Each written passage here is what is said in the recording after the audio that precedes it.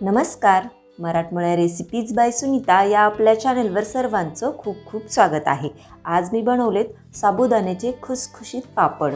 यामध्ये मी साबुदाणा अजिबातही शिजवून घेतलेला नाही, तरीही अगदी खुसखुशीत आणि दुप्पट तिप्पट फुलणारे हे साबुदाण्याचे पापड मी कसे तयार केले यासाठी व्हिडिओ अगदी शेवटपर्यंत जरूर बघा. करायला हे पापड इतके सोपे आहेत की अगदी कोणीही ते सहज बनवू शकेल. चला तर मग पटकन रेसिपीला सुरुवात करूयात.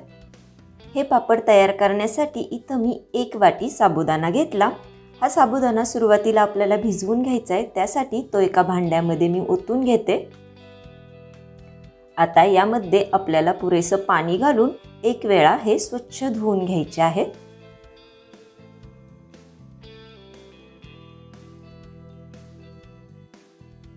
आता यातलं पाणी मी काढून टाकलं आणि यामध्ये पुन्हा थोडंसं पाणी घालून घेते.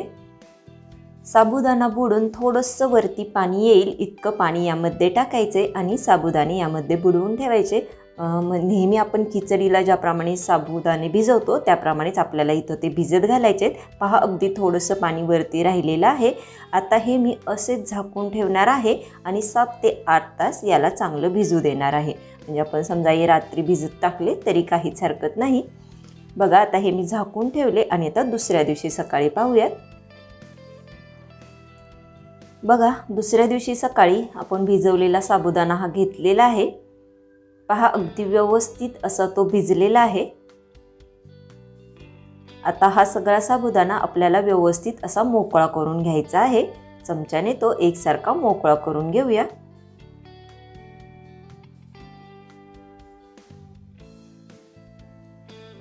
आता हा साबुदाणा आपल्याला एका वाटीने मोजून घ्यायचा आहे. कशासाठी ते मी पुढे सांगते.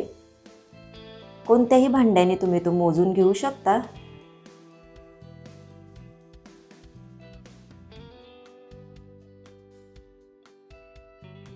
तर पहा, या वाटीने मोजून 2 वाट्या इतका हा साबुदाणा आपला भरलेला आहे. आता इथं मी एक भांडं घेतले आणि ज्या वाटीने मोजून आपण साबुदाणा घेतलेला आहे त्या वाटीने मोजून आता आपल्याला पाणी घ्यायचे. तर 2 वाट्या साबुदाणा होता, तर इथं आपल्याला 3 वाट्या इतकं पाणी घ्यायचे. पहा, 2 वाट्या साबुदाण्यासाठी 3 वाट्या पाणी इथं मी घेतलेलं आहे. आता हे पाणी आपल्याला चांगलं उकळवून घ्यायचे. तर आता हे गॅसवर ठेवूया आणि गॅस चालू करून याला चांगली खळखळून उकळी देऊन घेऊया. तर पहा, पाण्याला उकळी आलेली आहे. आता गॅस बंद करायचा आणि लगेचच भिजवून घेतलेला साबुदाणा या पाण्यामध्ये टाकून घ्यायचा. साबुदाणा पाण्यामध्ये टाका किंवा साबुदाण्यामध्ये हे पाणी ओतून घ्या, काहीच हरकत नाही. आपल्याला हे आधी भिजवून घेतलेले साबुदाणे पुन्हा गरम पाण्यामध्ये भिजत घालायचे आहेत. पहा, गॅस आपण अगोदरच बंद केलेला आहे. फक्त पाण्याला एक उकळी देऊन घेतली आणि या गरम पाण्यामध्ये हा भिजवलेला साबुदाणा टाकून ठेवला आणि आता कमीत कमी 1 तास हा असाच या पाण्यामध्ये भिजत घालायचा आहे. किंवा हे पाणी थंड होईपर्यंत तुम्ही वाट पाहू शकता. तोपर्यंत कमीत कमी 1 तास तरी लागतो. तर आता 1 तासानंतर पाहूयात.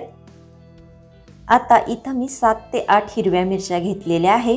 या मिक्सरच्या भांड्यात घालून घेऊ आणि याचं जाडसर असं वाटण तयार करून घेऊ. पहा, याप्रमाणे जाडसर अशी ही मी मिरची वाटून घेतलेली आहे. पहा, आता साबुदाणा भिजत घातलेला जवळजवळ 1 तास झालेला आहे. हे भांडंसुद्धा पुरेसं थंड झालेलं आहे. 1 तासापूर्वी गरम पाण्यामध्ये हा भिजवलेला साबुदाणा आपण टाकला होता. तुम्ही पाहू शकताय तो आणखीन जास्त फुगून मोठा झालेला आहे. म्हणजे आपला साबुदाणा अगदी छान असा आता यात भिजलेला आहे. आता आपल्याला काय करायचे, हा जो साबुदाणा आहे हा मिक्सरच्या भांड्यामध्ये बारीक करून घ्यायचा आहे. इथं मी एक मिक्सरचं भांडं घेतलं आणि यामध्ये थोडा थोडा साबुदाणा घालून घेऊ आणि छान असा बारीक वाटून घेऊ. वाटताना आपल्याला यामध्ये पाणी घालायचं नाही, तर या पाण्यातच हा साबुदाणा याप्रमाणे वाटून घ्यायचा आहे. पहा, अगदी व्यवस्थित असा हा वाटला गेलेला आहे. जर खूप जास्त घट्ट वाटत असेल तर तुम्ही यात पाणी घालू शकता, पण फक्त गरम पाण्याचाच इथं वापर करायचा आहे. गार पाणी यामध्ये घालायचं नाही. तर बघा, याप्रमाणे सगळा साबुदाणा या भांड्यामध्ये मी वाटून घेतलेला आहे. आपलं मिश्रण याप्रमाणे अगदी घट्ट असं झालेलं आहे. तर मिक्सरच्या भांड्यामध्ये मी थोडंसं गरम पाणी टाकते आणि ते यामध्ये घालून घेऊ. लक्षात ठेवा, गरम पाण्याचाच आपल्याला इथं वापर करायचा आहे. आता हे व्यवस्थित मिक्स करून घेऊयात. हे जे साबुदाण्याचं आपलं तयार झालेलं पीठ आहे हे आपल्याला खूप जास्त पातळ करायचं नाही, म्हणून जेवढं साबुदाणा आपला आहे त्याच्या दुप्पट पाणी घालायचं आणि अगदी थोडंसं पाणी वरती ठेवायचं. मी इथं 2 वाट्या साबुदाण्यासाठी 3 वाट्या पाणी टाकलं होतं, तरी अगदी थोडंसं म्हणजे अगदी 2-3 चमचे पाणी मी वरती टाकलेलं आहे. आणि याप्रमाणे मिश्रण आपलं तयार करून घेतले. आता यामध्ये चवीप्रमाणे मीठ टाकायचे. तर अर्धा चमचा मीठ यामध्ये मी टाकलं आणि आपण जी वाटून घेतलेली मिरची आहे त्यातली 1 चमचा मिरची यामध्ये मी टाकणार आहे. तुम्हाला जर तिखट आवडत नसेल तर फक्त मीठसुद्धा तुम्ही यामध्ये टाकू शकता. मीठ टाकताना सुद्धा बेतानेच टाकायचं. अगोदर थोडंसं मीठ टाकून पाहायचं आणि चाखून बघून पुन्हा आपण यामध्ये मीठ घालू शकतो. उन्हाळी वाळवणाच्या पदार्थामध्ये जास्त प्रमाणात मीठ झालं तर वाळल्यानंतर यातलं पाणी उडून जातं आणि आपला पदार्थ खारट होतो, म्हणून अगदी थोडंसं मीठ यामध्ये टाकायचं आहे. तर पहा, याला मी अर्धा चमचा मीठ आणि 1 चमचा मिरची टाकली आणि व्यवस्थित असं मिक्स करून याचं मिश्रण तयार करून घेतले. तिखट टाकल्यामुळे जरा चटपटीत आपला हा पापड तयार होतो. बघा, आपलं हे मिश्रण आता इथं तयार झालेलं आहे. आता याचे आपल्याला पापड तयार करून घ्यायचे आहेत. पापड तयार करण्यासाठी इथं मी प्लास्टिकचा कागद अंथरून घेतलेला आहे. उन्हामध्ये मी हे पापड घालणार आहेत. तुम्ही सावलीमध्ये जरी वाळवणार असाल तरी काहीच हरकत नाही. पूर्ण 1 दिवस आपण ते वाळवून घ्यायचे आहेत. तर बघा, याप्रमाणे पळीमध्ये थोडंसं मिश्रण घ्यायचं आणि असं हे पळीने पसरवून याचा पापड तयार करून घ्यायचा. हे पापड तुम्हाला आत्ता जरी जाडसर वाटत असले तरी वाळल्यानंतर हे अगदी पातळ तयार होतात. हे मिश्रण आपण खूप जास्त पातळ करून जर आत्ताच खूप जास्त पातळ पापड केले तर ते खूपच पातळ होतात आणि कागदाला चिटकून बसतात. म्हणून याप्रमाणे घट्ट मिश्रण तयार करायचं आणि थोडेसे जाडसर असे पापड तयार करून घ्यायचे. पहा, थोडं थोडं मिश्रण याप्रमाणे कागदावर घालून मी या सगळ्या पिठाचे पळी पापड तयार करून घेतलेले आहेत. आणि हे मी उन्हामध्ये चांगले 7 ते 8 तास असेच वाळू देणार आहे आणि नंतर हे आपल्याला पलटी करायचे. पूर्ण सुकल्यानंतर आपल्याला हे पापड पलटी करायचे आहेत. घरामध्ये जर तुम्ही वाळवणार असाल तर फॅन खाली ठेवून अगदी दुसऱ्या दिवशी सकाळी जरी तुम्ही हे पलटी केले तरी काहीच हरकत नाहीत. अगदी आरामात ते वाळतात. तर पहा, 7 ते 8 तासानंतर म्हणजे पूर्ण सुकल्यानंतर मी आता हे पलटी करत आहे. तुम्ही पाहू शकताय ते कागदाला सुद्धा अजिबात चिकटले नाहीत आणि अगदी पातळ असा हा आपला पापड तयार झालाय. आता याप्रमाणे मी सगळे पापड पलटी करून घेते आणि हे आपल्याला 2 ते 3 दिवस उन्हामध्ये चांगले कडक असे वाळवून घ्यायचे आहेत. तर पाहूयात पापड वाळल्यानंतर.